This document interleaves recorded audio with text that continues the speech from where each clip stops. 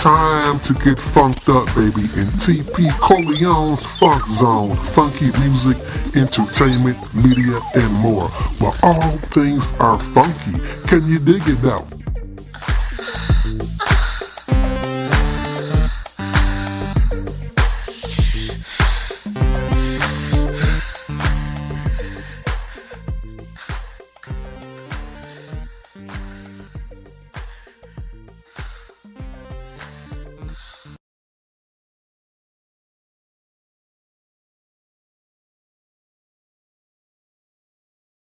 What's good, party people? What's good? What it do, baby? Bubba to the bookie, the bang bang. Once again, it's on in the zone with TP Corleone like a pot of neck bones.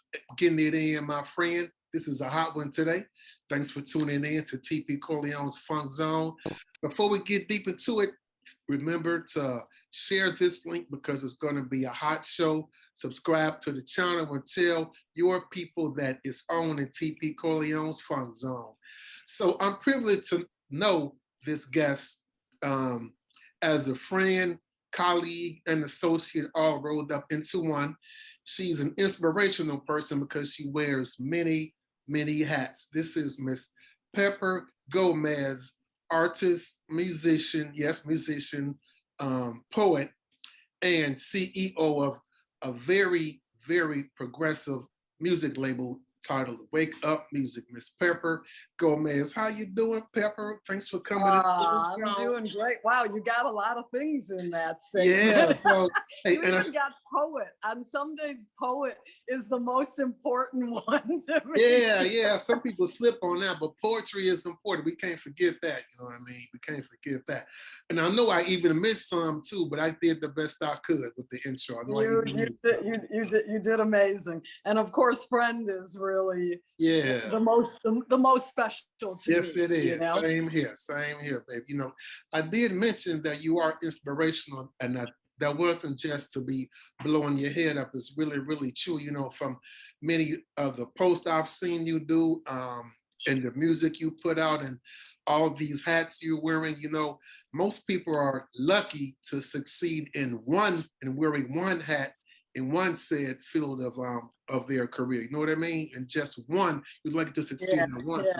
Yeah. Well, baby, we're trying, and it really depends on your definition of success. Right. But bringing new music to the people you know is my passion, and I know that's one of your passions too, because I don't know, you hear the same old, and it's like, please, man, can we break out of this rut? I mean, humans are so creative, and just there's so many different ways to express our feelings. And I think music is one that truly touches everyone. And I absolutely love to hear the new sounds. Like, people will send me stuff to review, and I'll be like, it doesn't sound new to me. It's good, but it doesn't sound new to me. And that just means it's not for Wake Up, you know, for the label.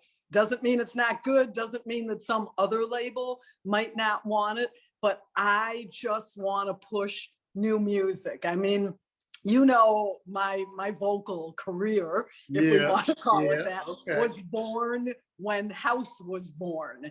And that was the new sound at that time. So I think I still carry a big piece of that.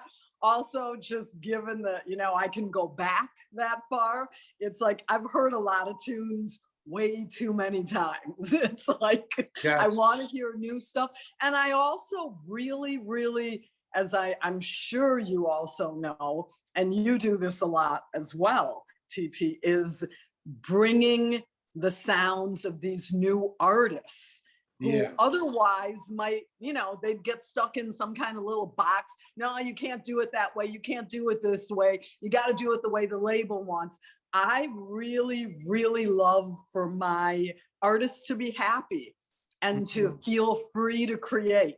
Will I have some comments on like production and whatnot? Yeah. Do they listen to me? Nah. Oh no. Yeah. I know you are tough on that, but you know what? That's what makes a great product. You got to be tough. You know what I'm saying? I'm quite sure Henry Ford was tough on his employees when he was putting out that first car. You know what I mean? So you got to be tough if you're going to do it right. You know what I mean? So yes, I feel well, you. I do trust my ears, you Yeah. know. If anyone doubts my ears, well, you're wrong. You wrong. You know what the hell you talking about? However, I like the artists to be happy. And if they are going for a particular sound that maybe I would want to tweak in one way or the other, in the final analysis, it's their art. You know what I mean? Right. So I respect that to the utmost. Honestly, I think trying to be an artist or even doing what you do or what I'm trying to do is a very brave way to live, because you simply don't know what's going to happen.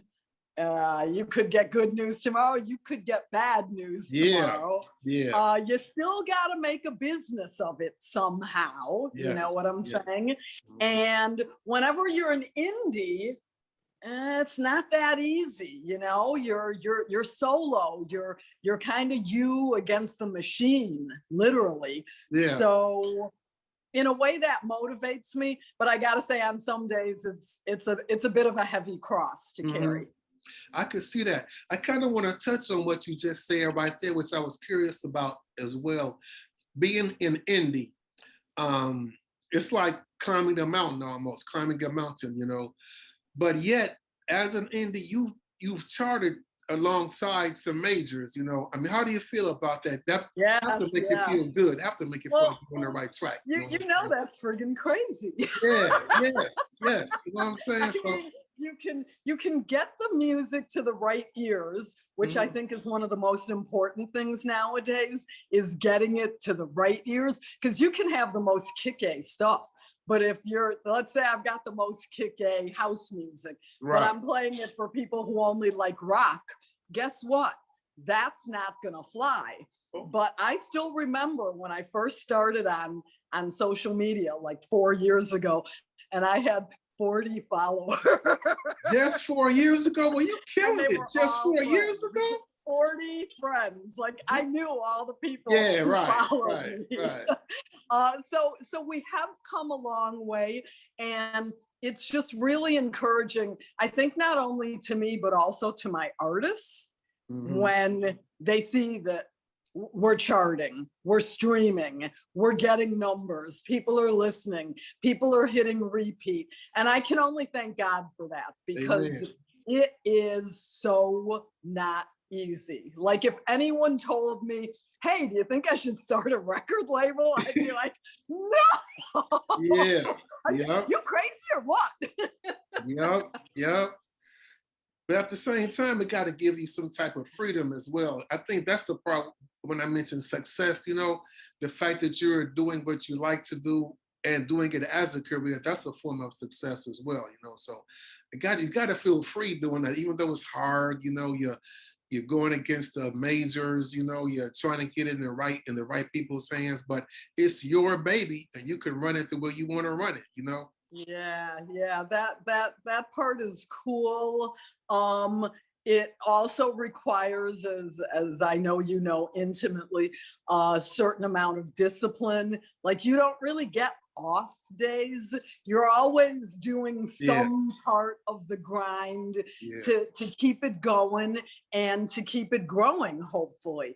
I happen to love that, and hard work doesn't freak me out at all. I just think work is life.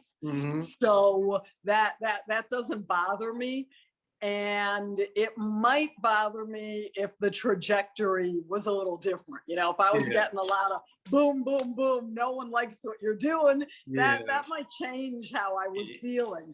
But I am very, very grateful to people who dare to listen to new music, because, as you know, a lot of people, they have their playlists. They've been playing those playlists for how long? For decades. Like, shake it up, man. Right. It's good for your brain. I mean, science has shown that if you listen to new music, it actually keeps you young. So maybe that's the next campaign. Music as anti-aging. There you go. Well, hey, well, you know about that. You know about that. You know what I'm saying? You were walking testimony to that. That's all I'm going to say on that one, you know. Yeah, so I'm getting from you that it's very important that the music is new and has a new sound or has an original sound. If someone wants to maybe hopefully be featured on the Wake Up Music, am I correct? Yeah, No yeah. old school sounds, old school.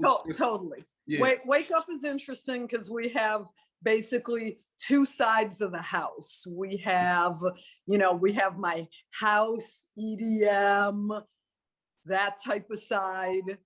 They like that, right? This gentleman right there, Tag Boy. What's up? What's up? Anyway, yeah. Why did I just He's get in, he's out. Right, peace in, peace out. That's all right. One of the hottest artists on the label right now. But anyway, we'll get to that in a minute.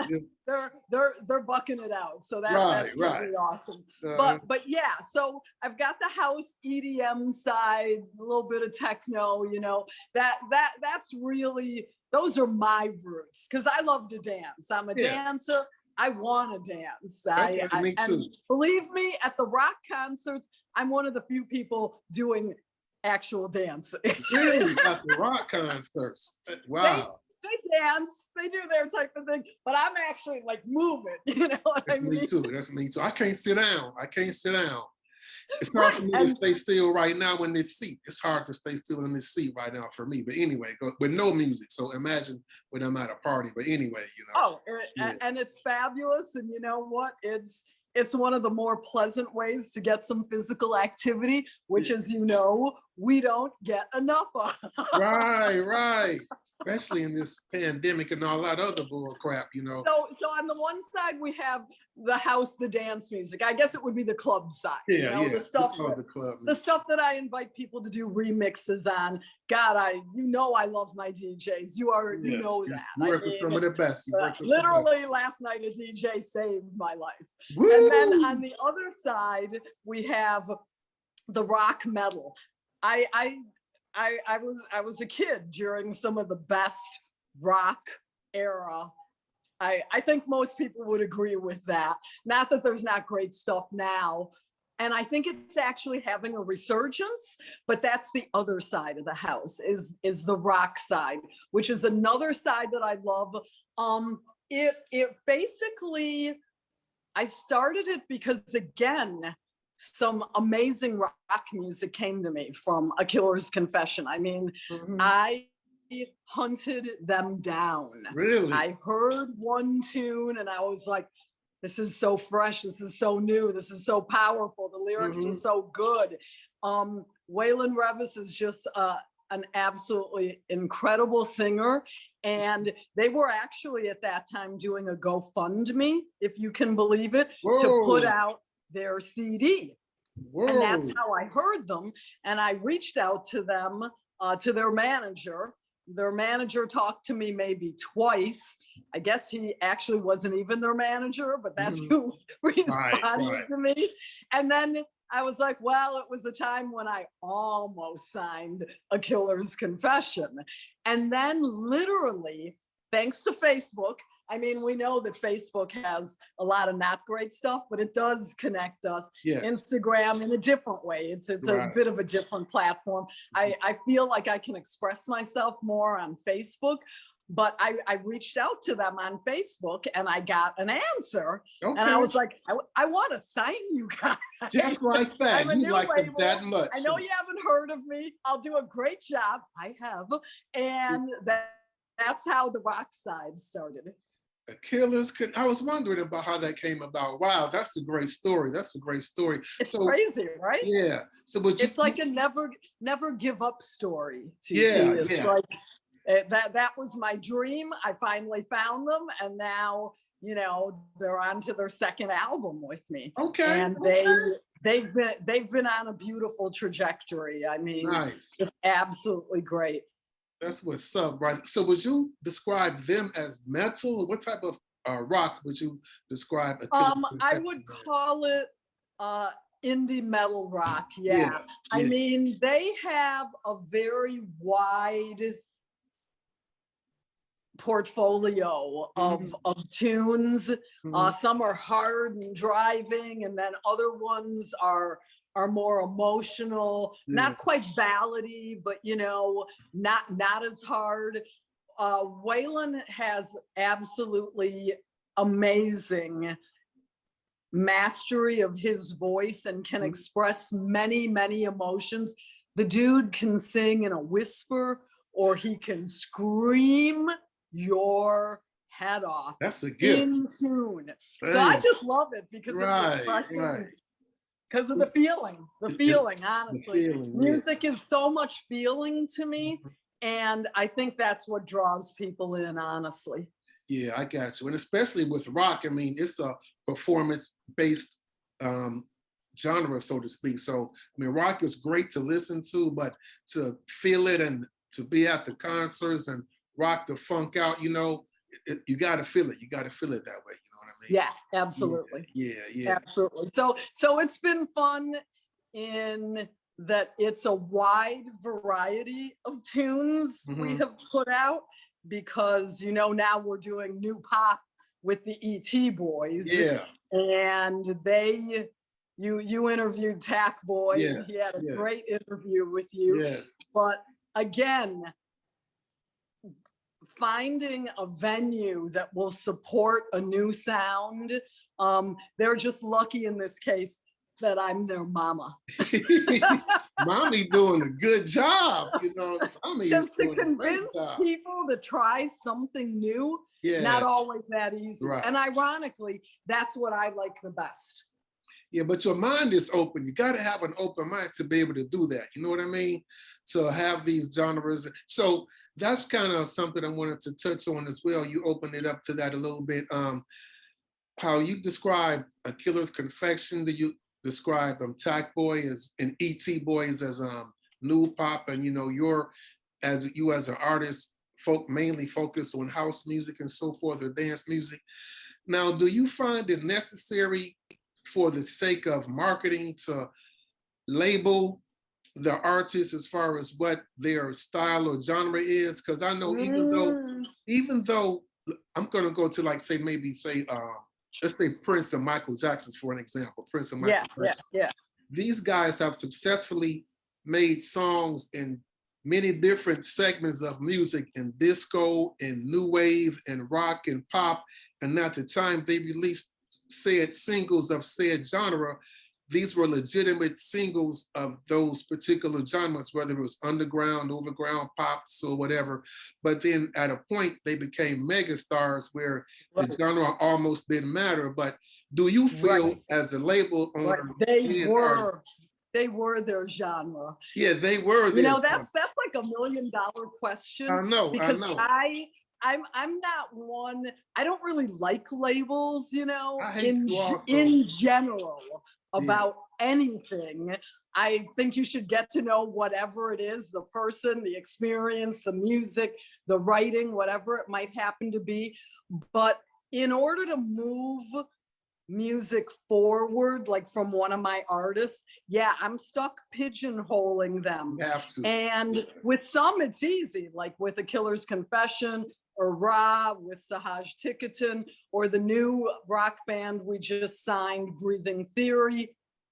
It's that was easy, you know, metal rock or indie rock, but with the ET Boys, for example, they just have their own sound.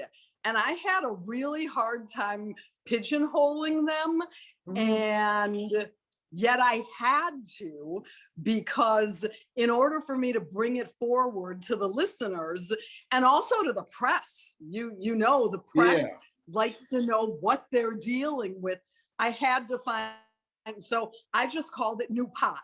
There so whatever I do is always going to be new blah blah, new rock, new pop, new techno, new house, you know? I got you. Now I understand. That. But that's good. That was great that you did that. That was great that you did that. Yeah, I was wondering about that. Your new pop. And they are new pop. When you think about it, it's new, it's fresh, it's pop, you know. And that's what I'm talking about. That's what I'm talking about. Okay. So now, artists, Pepper the artist. Tell me about Pepper Gomez, the musical artist. You know, How long have you been an artist before you became this Renaissance big CEO boss lady? You know, you were an artist first, I know, right? So let's talk about that. Well, she doesn't have a lot of time to be an artist. Okay, not anymore, huh? Mm-hmm.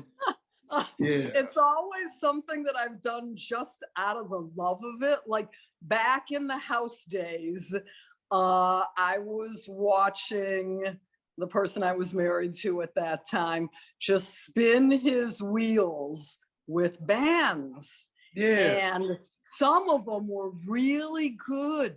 Mm-hmm. And the one that was really good was called 8½. And they actually had, I believe it was Arista, come and see them. And they were so nervous, or I don't really know what the scoop was, but they didn't pull off a good show. Oh, no. It was sad.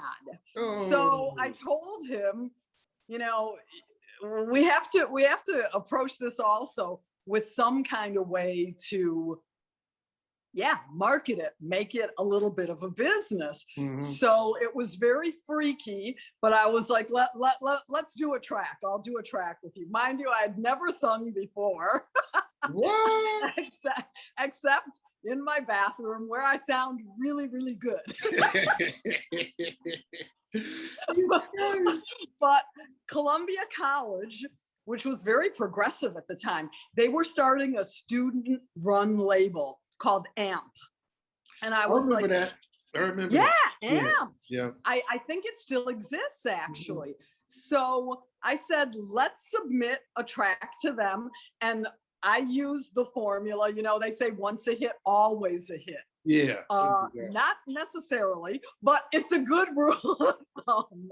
So we did Pushin' Too Hard by the Seeds, which is actually a rock tune, but we did it in a house style. Really? Okay. And we got signed. Really?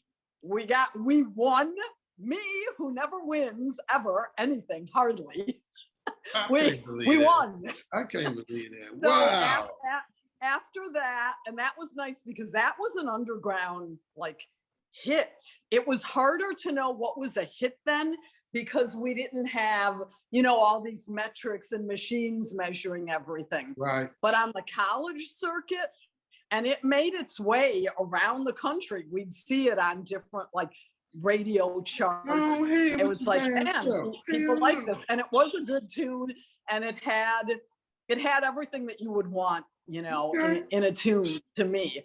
So after that, we were shopping a little. It was a little demo tape, and actually I should send you a picture of it because everything I did by hand. I did the cover by hand. Oh yeah. The logo was done by one of my friends. It was a cassette tape, you know what I mean? So retro, that's real retro right there. I'm sorry, go ahead. That's retro. You know what? That was the only way back then. Yeah. Literally cutting and pasting. Yeah. But it's kind of a work of art in that way. Mm-hmm. I really enjoy it. But Matt Warren, who was running Sunset Records, who great producer, DJ, house artist, who I've been privileged to sing on some of his tracks. He signed. We were called Master Plan at that time. Okay. So he signed it. We put out Electric Baile, which was one of the first house tunes to chart, actually. And I believe it was one of the first house tunes that had any Spanish or any bilingual going on. Yeah, and I always used to like at that time to, and I still do, by the way, throw some of my poetry on at the beginning, like little freaky things for people to think about before the track really gets moving. After that, I sang Way to My Harp with Matt. I mean, I've been very lucky because during that, and that charted also, I believe, higher than Electric Baile, but I don't actually remember. I should look that up. But I was being asked at that time to sing on various DJs' tracks like Miguel Garcia, Michelangelo, he's known as, Mario Smokin' Diaz, who's still out and about and doing it. Face the Music was a tune I did with Tony Boom Boom Badea. And it was very funny because they would send me these tracks, you know, the tracks, and I don't know, I hear a track and then the music and the lyrics, they just come out. And that's how I started singing. Wow, that's an artist. That's more than an artist. That's like destiny. You know what I mean? That was the seed to plant. The seed was planted when you did that first track for Columbia to blossom into what's happening now. I want to tell you a funny story real quick about that Way to My Heart that you probably don't even know. Of course you don't know. That's what I'm going to tell you. Yes, tell me. So, right. So I love stories. Right. Oh, even though this is your interview, I got to share this with you. I got to share this with you. I'll be asking you some questions all right. too. Cool. Hey, I'm an open book, baby.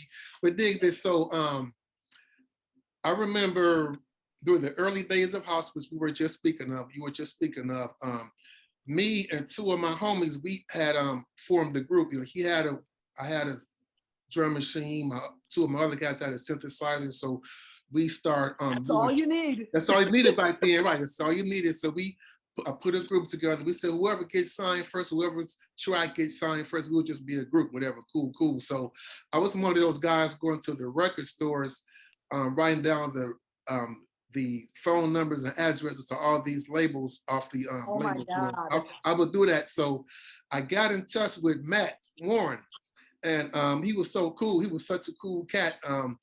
We were in his car.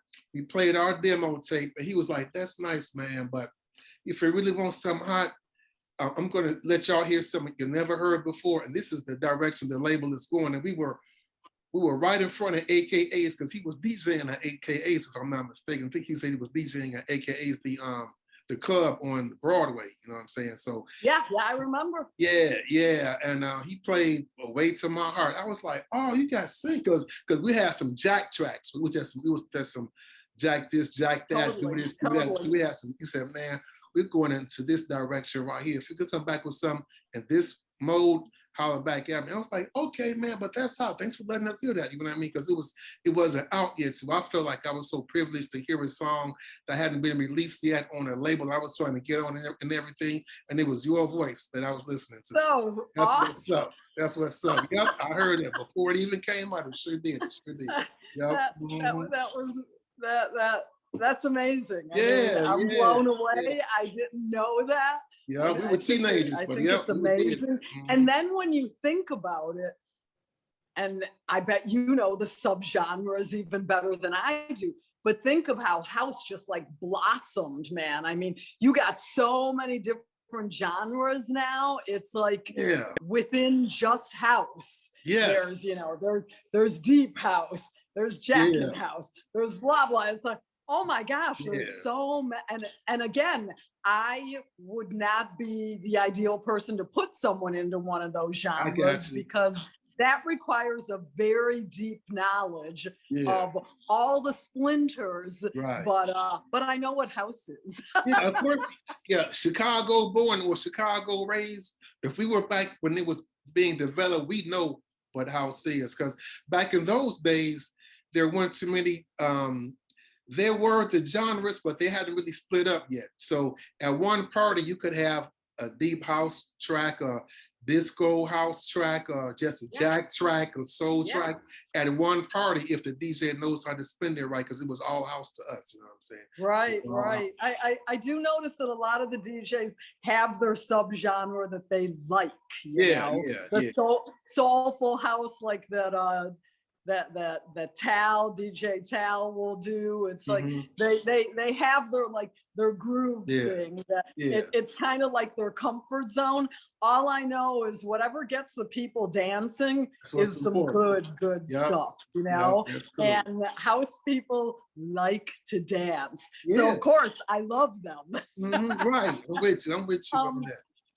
So to fast forward to now, because I didn't then sing for a long time. I mean, I was singing to my kids, I was singing lullabies, I was making up stuff. I make up little tunes every day, probably. But I didn't do anything formally. And then when I started Wake Up, Matt was one of the first projects that we did, a full album with him. Oh, and yeah. I'm on a number of those tracks. And then we remixed all that stuff on a thing called DJ Wall of Sound. Okay. That was volume 1, and it was various DJs remixing Matt's stuff, which I believe the remixes sometimes bring brand new songs into play. And that's what's happened with my current release that Andrew Kitchen was kind enough to ask me to sing on. Like, it was so far outside of my normal genre. But as a vocalist, I always like to push myself and try new things. And if it doesn't work, it doesn't work. And the first couple of times I heard My Heart Plays for You, just the tracks, I have to say that I didn't hear anything. Whoa. And that has never happened to me before. Then I let it rest for about a week. I played it again, and the song just came flowing out. Interesting. And he loved it. I loved it. It's a very sweet, it's a love song.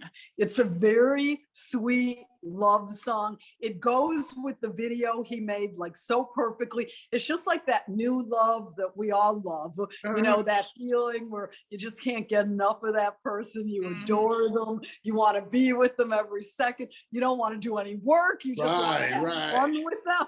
It's like that kind of love song, huh? Whoa, yes. Whoa, he pulled it out. Exactly, that kind of love. And I gave the track to Ralphie Rosario, and said, hey, I'm gonna want a remix on this. Well, blow me away, but Ralphie comes back with a completely different tune. Like, he took parts and turned it into a different tune.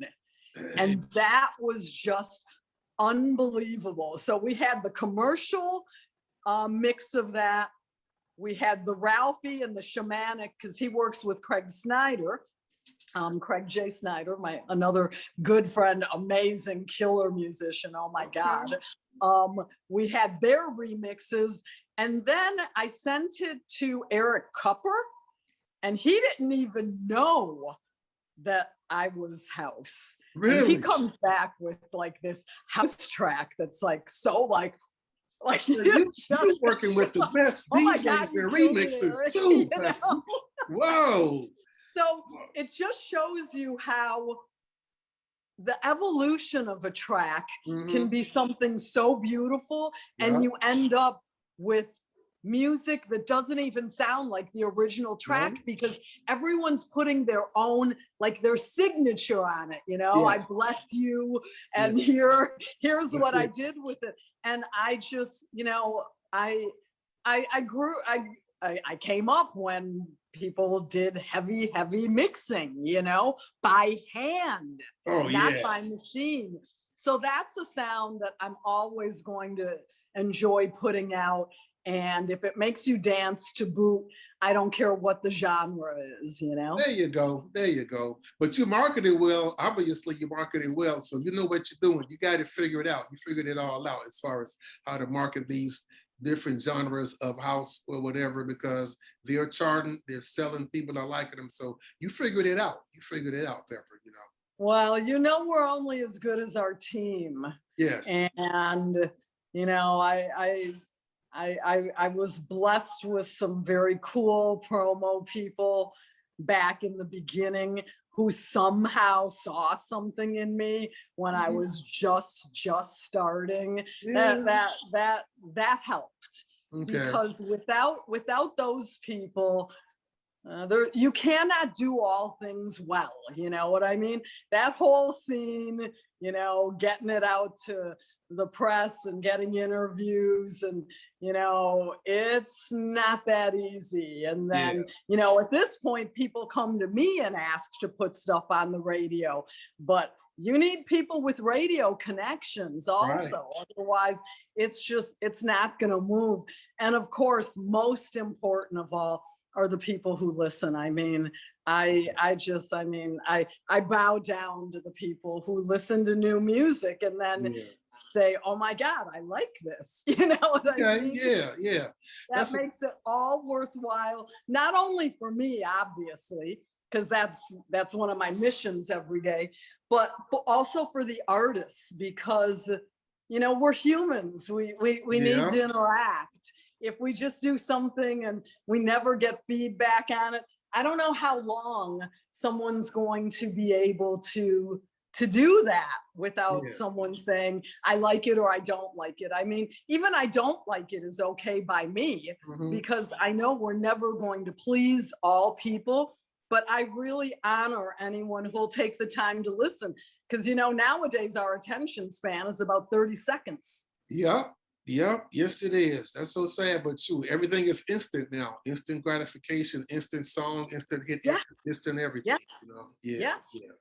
And I even find myself, if I'm listening to something, it's gotta grab me early, fast. Yep. The song got to go early. You got about 20 seconds. Yeah, I feel you right there. If you want me to listen to the whole track, you got about 20 seconds to grab me with something that sounds new. And of course, you know how important the vocals are. Yeah. The vocals are madly important. So will I be doing more tracks? I don't know. If the tracks come up and I like it, it certainly can and does happen. But right now I'm riding kind of high on Andrew's tune that has been getting a lot of love down in South Africa, believe it or not. Really? Yeah, it was number 14 on their iTunes thing. It's like, what? Yeah, that's amazing. You never know. You never And then, know. the little comments that you get also on YouTube from people who are like, oh, this is my new favorite tune, or oh, this is so pretty, or whatever it might happen to be, or oh, this really moved me. Or we know that we all go through hard times, and some people go through some really, really hard times, and sometimes a tune literally just saves them and gets them through to another day. You know what I mean? Yeah, inspirational. Yes, exactly. Okay. That's how deeply music can touch us and can touch people across the world. I mean, I was very surprised to see for the ET Boys, for example, that one of the countries that was really digging up on them was Japan. Yeah. I'm like, okay, well, let's do a little marketing to Japan. Oh, wow. And sure enough, that graph went up. And I know it was Japan. So Japan, thank you. Thank you, Japan. Thank you. Well, they always are ahead of the time. The Japanese, they have always been ahead of cultures anyway. They, come on, the technology, everything. So yeah, Japan, yes, they know what's happening. Wild. And if it wasn't for, all that data breakdown, I mean, obviously Spotify way underpays everyone horrifically. I mean, it's highway robbery, but they have some good reports. And you see who's listening to what, who's streaming, what country, how many, how often. And that, again, if you're trying to do new music like I'm trying to do, that helps me know what ears are interested in what we're doing, which goes back to what I was talking about at the beginning of the show, which was, hey, you gotta get the music to the right ears. Also Europe is very much more open, I think, to new music, especially house music. Have you found that also? Yeah. I hear Europe still has house and on pop mainstream radio. Europe still does, still to this day. Here in America, not so much. If a house tune it finagles its way into pop or mainstream radio in America, it's because it was recorded by a certain artist. But for the most part, Europe still has it going on over there with that, The UK. Yeah. And now that the clubs hopefully are, reopening and will stay open, then that gives a place for for people to come together over or under or with the music, you know? Yeah.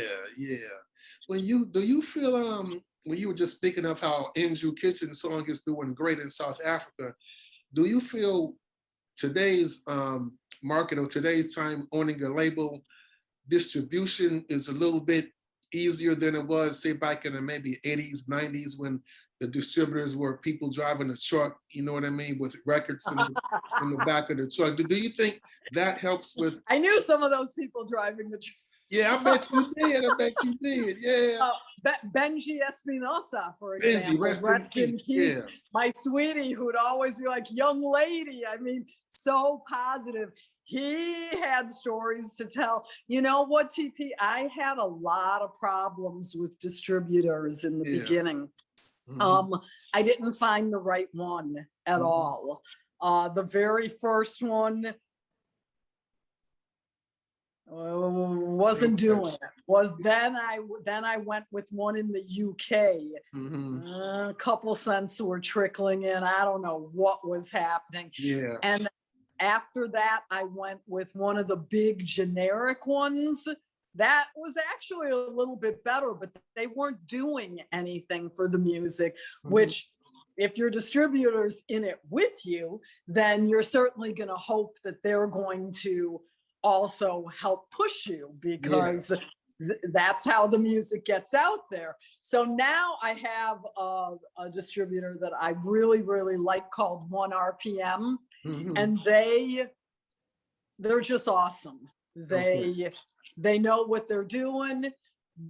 They help support getting it to the right ears. They've got a good machine going. All right, great. And I fully respect that.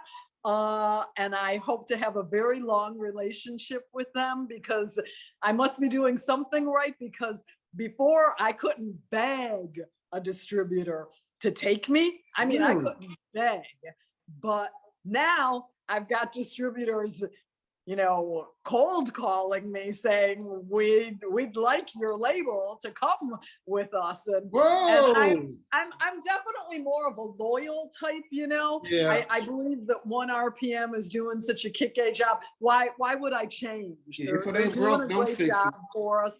And I believe that the ethics in the world are a little questionable many times, but I like to look out for my team, and when I have a good team, I want to keep them, you know? Good.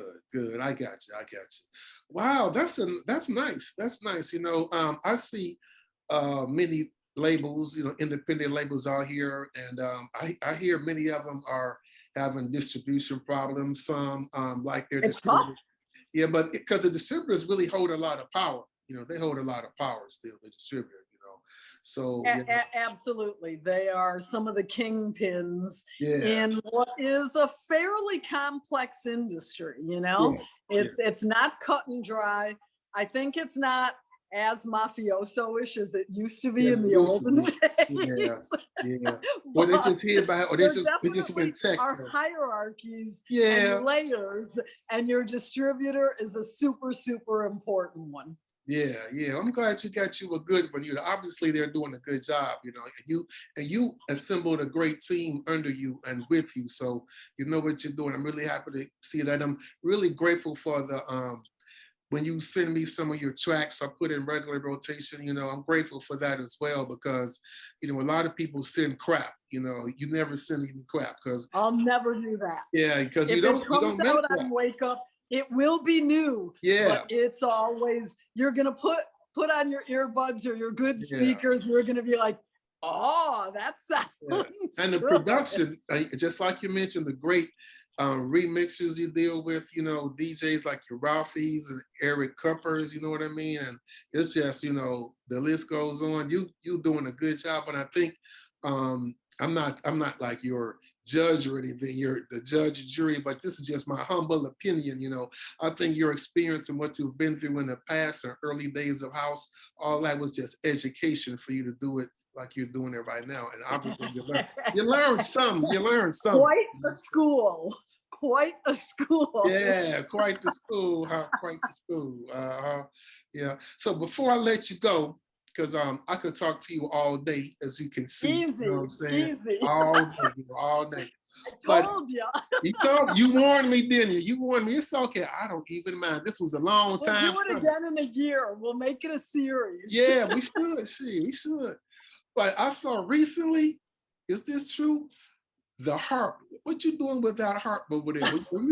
What's that all about? What's that? You know, talk to me. No, you ain't. Maybe I'll play it for you someday. I am actually a musician, so you know, besides singing, I did study piano when I was a kid. I got to an intermediate level, and when there were too many sharps and flats, I don't know, I was like, oh, too many sharps and flats, man. I cannot deal with this.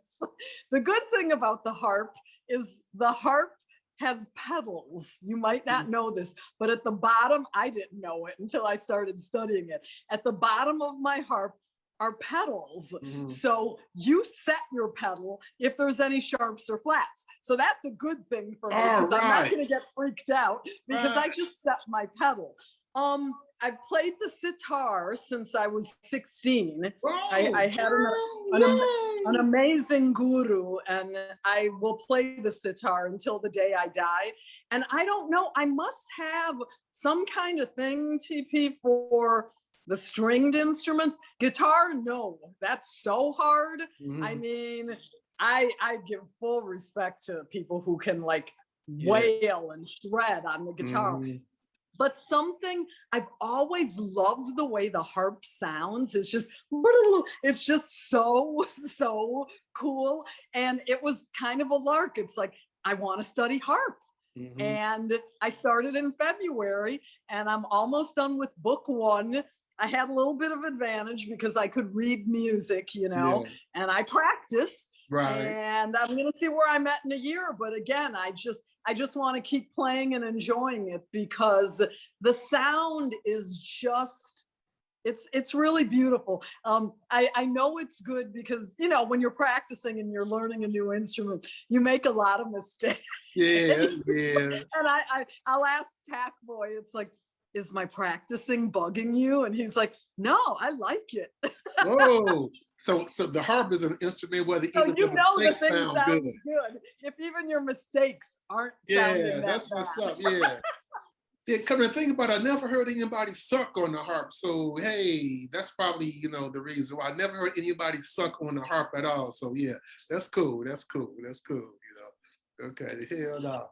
So music is a beautiful thing. Every instrument is its own world. And on Andrew's tune, for example, there's a little violin solo, like about 3/4 into the tune, and it's like, that thing just makes me feel like crying. I gotta check that out. I gotta check that song out. Okay.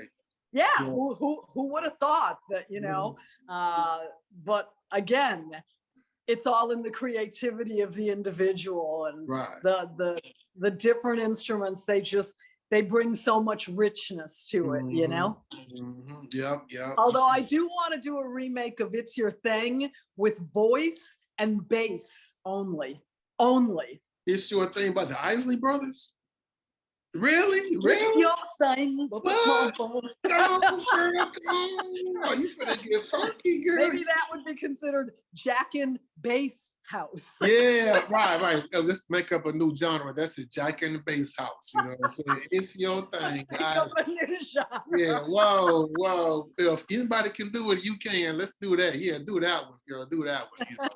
Yeah. So before we wrap it up, though, once again, let's do a recap about the artists that are on the label that have tunes out now. And before that, we never mentioned one of the first, when I first heard of Wake Up, I heard of you through a record for as far as you as an artist, but also Ava Cherry had a song on the album also, on the label also. Do you still have her music on your label? She had a song, I forget what the song was. We have 2 tracks with her. 2 tracks. Okay. Yeah. Okay. Yeah. So how's the roster looking as far as the artists again, and name the artist if you want to, put them out there just so people can know what to look for, who to look for. Sure. On the rock side, we have A Killer's Confession, Ra, which is headed up by Sahaj Tickerton, very amazing musician, great vocalist, producer. I just signed a band called Breathing Theory. Young fellows, amazing. Okay. Like, I liked their music, and then I went to go see them live, and they just exploded on stage. And I was like, whoa, these guys got it. I'm hoping to sign another young band that, if the way I would describe them is if Chester Bennington had a young brother or young brothers, this is what they would sound like. Yeah, okay. I heard them, and you know what was interesting?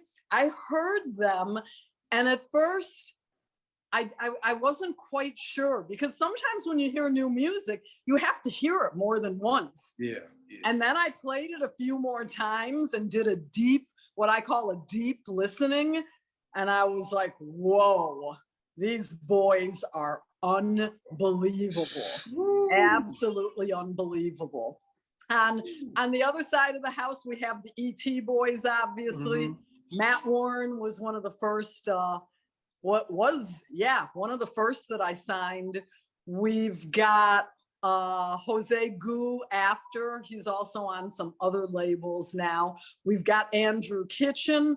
And then we have the track that I resurrected literally from the dead. It was the very first track that I had ever done alone back in the late 80s with Peter Black, who, God rest him.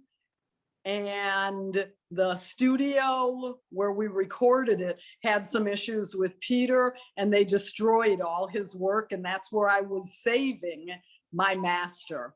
So we literally resurrected it, TP, from a cassette. What? So 35 years later. And this is where I think it's so important that people get an actual mastering engineer to master their stuff, because Dave Kutch just did he's from Mastering Palace, but he just did the greatest job. I also used Ted Jensen from Sterling Sound, and that's why our stuff sounds so killer. Okay.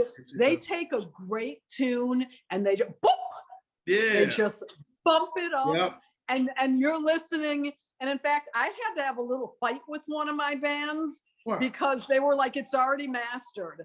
And I'm like, I want it mastered by my guy. It's already mastered. I want it mastered by my guy. And I said, okay, let's master one.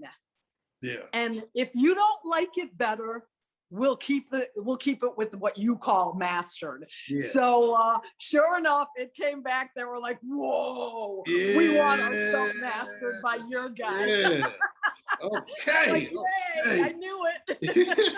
Your ear, baby, these ears, you know.